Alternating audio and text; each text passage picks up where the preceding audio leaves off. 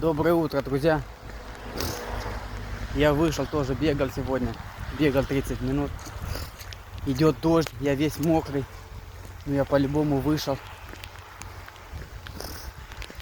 Надо создавать себе привычки.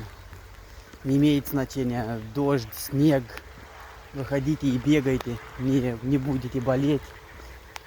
Будут болеть те, кто будут сидеть дома. Лучше выходите и занимайтесь спортом. Я бегал 30 минут.